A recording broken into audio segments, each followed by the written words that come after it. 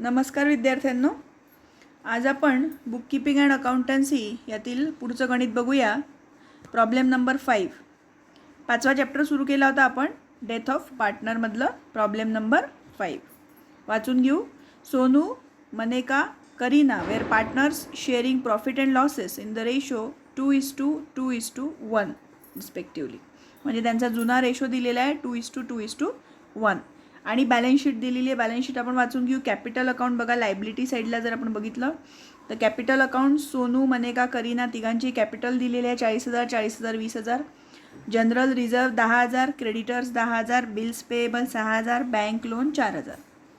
इकडे ॲसेट साईडला जर आपण वाचलं तर plant machinery 50,000, stock of goods 50,000, debtors 22,000. त्याच्यातून RDD जी आपली लायबिलिटी असते ती पण लेस करून इकडच्या साईडला दाखवतात 2,500, बाहेर 19,500. इन्व्हेस्टमेंट 10,000 आणि कॅश 500. ॲडजस्टमेंट वाचूया. करीना डाईड.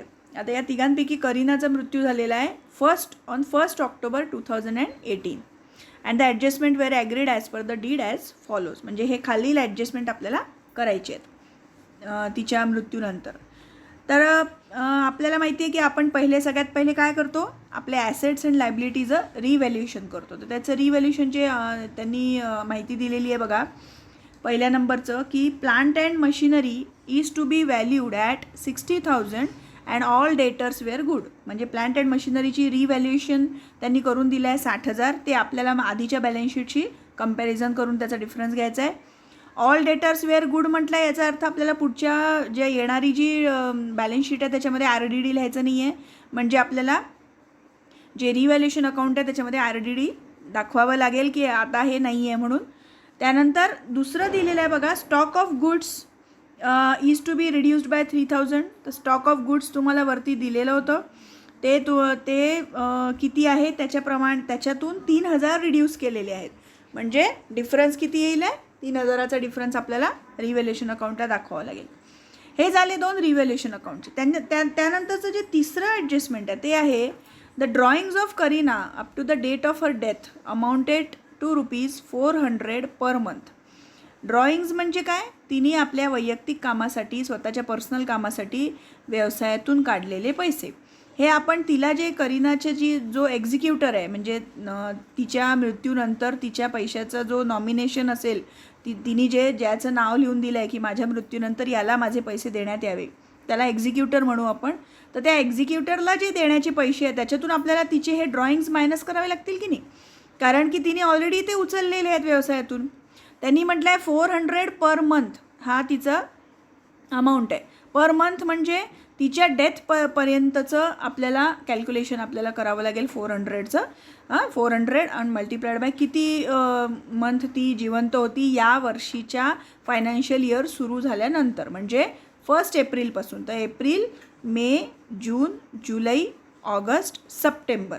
कारण 1 ऑक्टोबरला ती डाईड झाली आहे, म्हणजे सप्टेंबरपर्यंत, म्हणजे 6 महिने ती होती. म्हणजे 6 महिने पर मंथ तिने ₹400 ड्रॉइंग्स केलेले आहे. तर ते आपल्याला कुठे लावावे लागतील, जेव्हा आपण कॅपिटल अकाउंट बनवतो. तुम्हाला मी सांगितलेलं की डेबिट साईडला काय येईल आणि क्रेडिट साईडला काय येईल.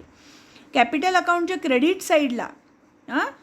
साईडला जे अमाऊंट आपण पार्टनर्सला त्यांना देतो आहे, म्हणजे त्यांच्या कॅपिटलमध्ये ज्या अमाऊंटनी वाढ होते आहे, म्हणजे प्रॉफिट किंवा गुडविलचे पैसे किंवा जनरल रिझर्व किंवा जे मागच्या वर्षीचे काही अनडिस्ट्रीब्युटेड प्रॉफिट झाला, हे सगळे पैसे जे मिळून राहिले ते आपण सगळे क्रेडिट साईडला लिहिणार. आणि ज्या अमाऊंटनी त्यांचं कॅपिटल कमी होणार आहे ते सगळं आपण डेबिट साईडला लिहिणार आहे. ठीक आहे. तर मग आता हे ड्रॉइंग्सवाला जो पॉईंट आहे तो आपण कुठे लिहिणार, डेबिट साईडला लिहिणार कॅपिटल अकाउंटमध्ये. त्यानंतर चौथं दिलेलं आहे बघा, interest on capital was to be allowed at 10% per annum. कॅपिटलवर आपल्याला इंटरेस्ट द्यायला सांगितलं आहे. तर तिला किती इंटरेस्ट मिळेल आहे, कारण की त्यांनी बघा प्रश्नामध्ये आपल्याला म्हटलं आहे की फक्त करीनाचंच आपल्याला कॅपिटल अकाउंट शो करायचं आहे. म्हणजे बाकीचे जे दोघं कंटिन्युइंग पार्टनर आहे त्यांचं कॅपिटल अकाउंट आपल्याला शो करायचं नाही आहे, फक्त करीनाचं. मग करीना ज्या दिवशीपर्यंत जिवंत होती त्या दिवसापर्यंतचं तिच्या कॅपिटलवर आपण किती इंटरेस्ट देणार, तर ते त्यांनी 10% पर ॲनम म्हटलं आहे. पर ॲनम म्हणजे वर्षभराचं. मग आपण काय करूया, वर्षभराचं पहिले कॅल्क्युलेट करू आणि त्यानंतर 6 महिने ती होती ना या वर्षीच्या फायनान्शियल इयरमध्ये, एप्रिलपासून तर सप्टेंबरपर्यंत, 1 ऑक्टोबरला तिची डेथ झाली, तर 6 महिन्याचं म्हणजे अर्धं आपण तिला इंटरेस्ट ऑन कॅपिटल देऊया. आता इंटरेस्ट ऑन कॅपिटल म्हणजे कॅपिटलवर जास्तीचे पैसे तिला मिळणार आहे. मग हे आपण कुठे लिहू, कॅपिटल अकाउंटच्या क्रेडिट साईडला. जसं मी आत्ता म्हटलं की कॅपिटल अकाउंटच्या क्रेडिट साईडला आपण मिळणारे पैसे आपण लिहित असतो. आता त्यानंतर 5वं आहे बघा, इथे दिलेलं आहे की the deceased partner share of goodwill is to be valued at 2 years purchase of average profit of for last 3 years the profit were. आता त्यांनी जे ॲव्हरेज प्रॉफिट मेथड आपण शिकलेलो आहे, जर तुम्ही नसेल शिकले तुम्ही आधीची व्हिडिओ बघा. ॲव्हरेज प्रॉफिट मेथडनुसार आपल्याला गुडविल कॅल्क्युलेट करायचं आहे. तर गुडविलचं कॅल्क्युलेशन कसं करायचं ते मी तुम्हाला सांगीन. याच्यामध्ये तुम्हाला 2015-16, 2016-17 आणि 2017-18 असे 3 वर्षाचं कॅपिटल प्रॉफिट तुम्हाला दिलेलं आहे आणि यावरून तुम्हाला ॲव्हरेज प्रॉफिट काढावं लागेल, त्यावरून गुडविल काढावं लागेल आणि या गुडविलवरून तिचा शेअर त्या गुडविलमध्ये तिच्या डेथपर्यंतचा किती होता त्याचं कॅल्क्युलेशन आपल्याला करावं लागेल. आणि हे कुठे लिहू आपण, तिच्या पार्टनर्स कॅपिटल अकाउंट जे बनवणार आहे त्या साईडला लिहू आपण, क्रेडिट साईडला, कारण की तिला ते मिळणारे पैसे आहेत. त्यानंतर 6वं बघा, the deceased partner share of profit up to the death of her death should be based on average profit for last 2 years. आता ज्यावेळी आपण रिटायरमेंटचं चॅप्टर बघत होतो, तुम्हाला माहिती आहे की रिटायरमेंट आपण ठरवून वर्षाच्या शेवटच्या दिवशी 31 मार्चला घेऊ शकतो, पण डेथ ही आपण ठरवून नाही करू शकत. डेथ ही कधी पण होऊ शकते आणि ती अचानक ती मध्येच फायनान्शियल इयर संपायच्या आधीच डेथ होऊ शकते. त्यामुळे तिला या वर्षभराच्या प्रॉफिटपैकी तिच्या वाटणीचा प्रॉफिट किती राहील याचं कॅल्क्युलेशन आपण डेथवाल्या चॅप्टरमध्ये आपण कसं करतो आहे की आधीचे जे काही 2-1 वर्षाचे जे प्रॉफिट झालेले आहेत त्याच्यावरून आपण ॲव्हरेज प्रॉफिट काढतो आणि त्याच्यातून तिचा हिस्सा आपण काढत असतो. तर त्यांनी बघा इथे काय म्हटलं आहे की लास्ट 2 इयर्सचं ॲव्हरेज प्रॉफिट काढा. म्हणजे लास्ट 2 years म्हणजे कोणतं, हे 17-18चं आणि हे 16-17चं, हे आपल्याला दोन्ही घ्यावं लागेल. याच्यातून ॲव्हरेज प्रॉफिट काढायचा म्हणजे त्या दोघांची ॲडिशन करायची, भागिले 2 करायचं आणि त्यावरून तो झाला तिचा या वर्षीचा प्रॉफिट पण वर्षभराचा. मग आपल्याला काय करावं लागेल, तिच्या डेथपर्यंत तिला किती मिळेल, तर तो अर्धा मिळेल आहे, तर त्याला आपल्याला अर्धं करावं लागेल. तर अशा पद्धतीने हे कॅल्क्युलेशन्स खाली करून दिलेले आहेत तुम्हाला आणि हे वर्किंग नोट कॅल्क्युलेशन्स जे आहे ते तुम्हाला परीक्षेत दाखवायचे आहेत, त्याच्यावर सुद्धा मार्क असतात. आता क्वेश्चन बघू आपण की prepare profit and loss adjustment account, Kareena's capital account showing the balance payable to her executor loan account and working note for share of goodwill and the profit up to the date of death. म्हणजे आपल्याला एक तर profit and loss adjustment account काढायचं आहे, म्हणजेच आपलं revaluation account. दुसरं करीना जिची डेथ झाली आहे, जिचं मृत्यू झाला आहे, तिचं कॅपिटल अकाउंट काढायचं आहे आणि तिच्या एक्झिक्युटरला म्हणजे तिचा जो नॉमिनी असेल त्याला फायनली आपण किती पैसे देणार, त्याच्या लोन अकाउंटला ट्रान्सफर करणार, हे आपल्याला काढायचं आहे. आणि त्यानंतर शेअर ऑफ गुडविल आणि तिचा शेअर जो आहे गुडविलमधला तो आणि तिला जर मिळणारं जे अंदाजे प्रॉफिट आपण काढत असतो, कारण की मध्येच तिचा मृत्यू झाले असल्यामुळे टोटल प्रॉफिट तर आपण वर्षाच्या शेवटी काढत असतो ना, आपल्याला टोटल प्रॉफिट माहितीच नाही आहे, पण त्यांनी म्हटलं लास्ट 2 yearsच्या ॲव्हरेजमधून काढा, तर ते आपल्याला काढून दाखवायचं. तर त्याचं कॅल्क्युलेशन म्हणजे वर्किंग नोट आपल्याला दाखवायची आहे. तर सगळ्यात पहिले आपण profit and loss adjustment account काढूया. ठीक आहे. आता यामध्ये बघा तुम्हाला काय करावं लागतं प्रॉफिट अँड लॉस ॲडजस्टमेंट अकाउंटमध्ये. मी तुम्हाला सांगितलं होतं की जे तुम्हाला रिव्हॅल्यूड जे त्यांचे व्हॅल्यूज दिलेले आहेत ॲसेट्स किंवा लायबिलिटीजच्या, त्याचं आणि मागच्या वर्षीच्या बॅलन्स शीटमधल्या व्हॅल्यूचं कंपॅरिझन करावं लागतं. तर बघा आता इथे plant and machinery is to be valued at 60,000. म्हणजे प्लांट अँड मशिनरीची नवीन व्हॅल्यू जी आहे ती 60,000 आहे. मागच्या वर्षीच्या बॅलन्स शीटमध्ये बघू बरं आपण किती आहे, ती 50,000. म्हणजे प्लांट अँड मशिनरी ॲसेट आहे आणि ॲसेट्सची व्हॅल्यू वाढली आहे. जर ॲसेट्सची व्हॅल्यू वाढत असेल तर आपण रिव्हॅल्युएशन अकाउंटच्या क्रेडिट साईडला ते लिहित असतो. तर हे बघा तुम्हाला इथे दिसत असेल प्लांट अँड मशिनरी अकाउंट. आता हे 10,000 कुठून आले, तर त्या दोघांचा डिफरन्स घ्यावा लागतो. मागच्या वर्षीच्या याच्यात 50,000 होते, आत्ता 60,000 आहे, म्हणजे डिफरन्स झाला 10,000. ठीक आहे. त्यानंतर पुढचं बघूया. ऑल डेटर्स वेअर गुड, म्हणजे सगळे डेटर्स जे आहे ज्यांच्याकडनं आपल्याला पैसे घेणे आहे त्याच्यातला कोणीही बॅड डेप होत नाही आहे. म्हणजे आपल्याला RDDचं प्रोव्हिजन करण्याची गरज नाही. म्हणजे RDD किती ठेवायचं आहे, आपल्याला 0 ठेवायचं आहे. इथे RDD किती दिलेलं आहे, 2,500. म्हणजे आता मागच्या वर्षीच्या याच्यात ते 2,500 होतं, ह्या वर्षी ते 0 झालेलं आहे. RDD आपली लायबिलिटी असते आणि लायबिलिटी कमी झालेली आहे. जर लायबिलिटी कमी झालेली आहे तर ती आपण profit and loss adjustment account किंवा त्याला रिव्हॅल्युएशन अकाउंटही म्हणू शकतो, त्याच्या क्रेडिट साईडला लिहितो. तर ते आपण RDD अकाउंट बघा 2,500 लिहिलेलं आहे. त्यानंतर पुढचं बघूया. Stock of goods is to be reduced by 3,000. Stock of goods बघा इथे तुम्हाला दिलेलं आहे 50,000. त्यांनी म्हटलं आहे 3,000 नाही राहिलं आहे, 3,000 रिड्यूस झालेलं आहे. म्हणजे आता किती झालेलं आहे, 50,000मधून 3,000 मायनस होतील तर ते झाले 47,000. तर आपल्याला 47,000 नाही लिहायचे आहे, त्या दोघांमधला डिफरन्स घ्यायचा आहे. आत्ताची व्हॅल्यू ॲक्च्युली त्यांनी थोडं वेगळ्या पद्धतीने आपल्याला सांगितलेली आहे. आत्ताची व्हॅल्यू आहे 47,000, मागच्या वर्षी 50,000 होती. आता स्टॉक ऑफ गुड्स आपली ॲसेट आहे आणि ॲसेट्सची व्हॅल्यू 3,000 कमी झाली आहे. जर ॲसेट्सची व्हॅल्यू कमी होत असेल तर ती आपण रिव्हॅल्युएशन अकाउंटच्या डेबिट साईडला लिहितो आणि त्याची डिफरन्स घेतो 3,000. ठीक आहे. इथे आपला रिव्हॅल्युएशन अकाउंट कंप्लीट झाला. आपण काय करू, त्याचं टोटल करून घेऊ. तर 10,000 अधिक 2,500 म्हणजे झाले 12,500. तेच 12,500 आपण इकडे लिहू, त्याच्यातून हे 3,000 मायनस करू, तर आपल्याला मिळतात 9,500. या 9,500ला आपल्याला या तिन्ही जे पार्टनर्स आहेत त्यांना वाटून द्यावा लागतो, कारण की हे त्या तिघांचा अधिकार होता त्याच्यावर.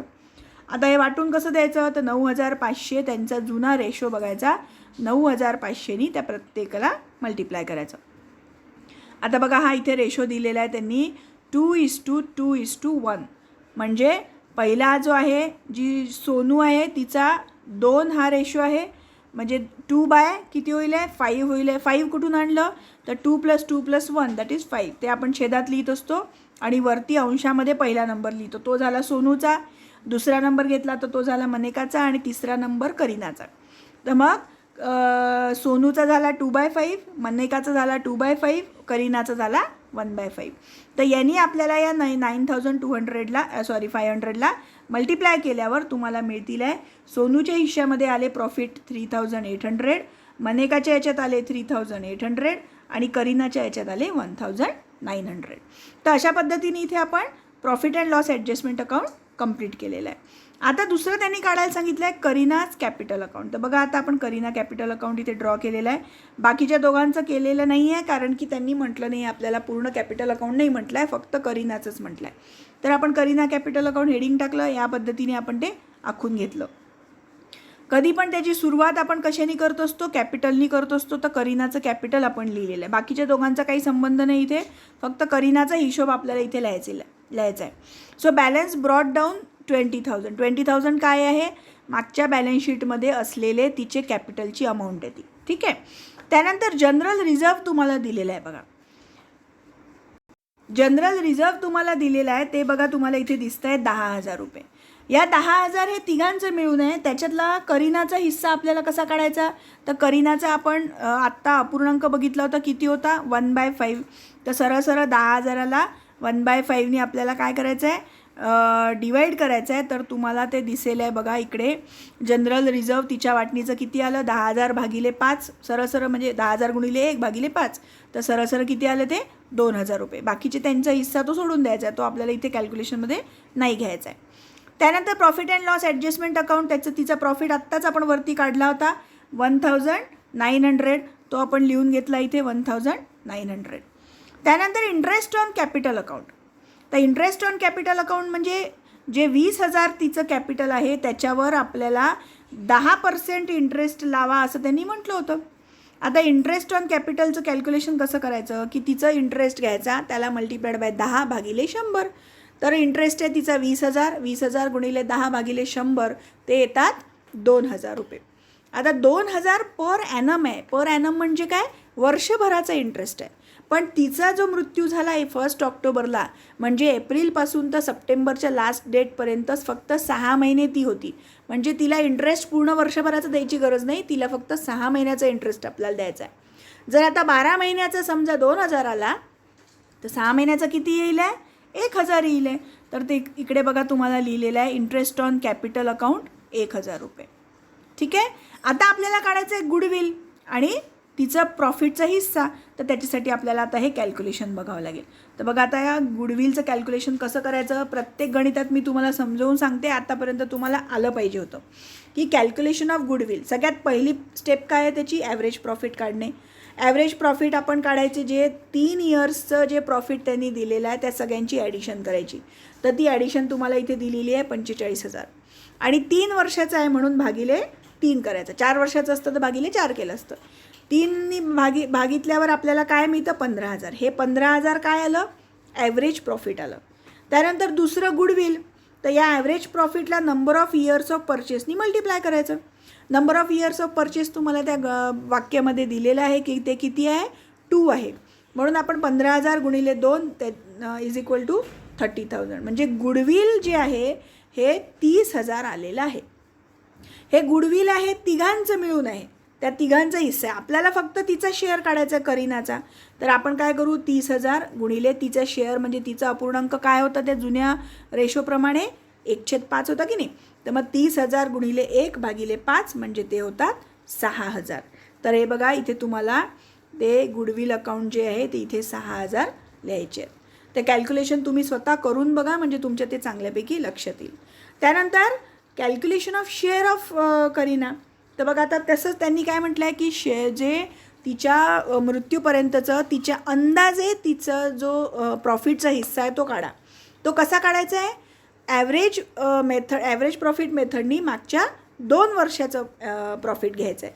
तर शेवटचे 2 वर्ष घ्यायचे ते आहेत 17,000 अधिक 13,000. त्या दोघांचं ॲडिशन केलं आणि 2 वर्ष आहे म्हणून भागिले 2 केलं. तर ते झालं 30,000 भागिले 2, ते झालं 15,000. म्हणजे ॲव्हरेज प्रॉफिट आलं 15,000. आता हे जे 15,000 आहे हे तिच्या म्हणजे वर्षभराचं प्रॉफिट आलं अंदाजे आपण काढलेलं. हां, त्याच्यामध्ये तिघांचा हिस्सा आहे. आपल्याला काढायचा आहे फक्त तिचा हिस्सा. तर मग आपण ते 15,000 घेऊ, त्याला तिच्या हिश्श्याने पहिले मल्टिप्लाय करू, म्हणजे 1/5नी मल्टिप्लाय करू. आणि हे 6/12नी कशाने मल्टिप्लाय केलेलं आहे?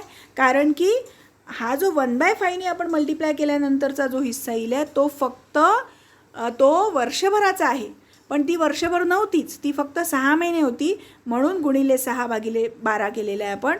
तर या सगळ्यांचं कॅल्क्युलेशन म्हणजे आपण कसं करूया बघा. 15,000 गुणिले 1 गुणिले 6 हां, आणि त्याला भागिले 12×5 = 60. म्हणजे 60नी त्याला भागून देऊ. कटछट करायचं, खालीवर 0 कट करायचे. तर तुमचं येईल आहे 1,500 रुपये. म्हणजे तिचा शेअर ऑफ प्रॉफिट जो आहे तिच्या डेथच्या दिवसापर्यंतचा अंदाजे 1,500 रुपये आहे. तर तो आपण इथे सस्पेन्स अकाउंटमध्ये लिहून घेऊ. Profit and loss suspense account. Suspense का बरं म्हटलं? कारण की आपल्याला नक्की नाही माहिती, आपण अंदाजे काढलेले आहे. तर ते झाले 1,500 रुपये.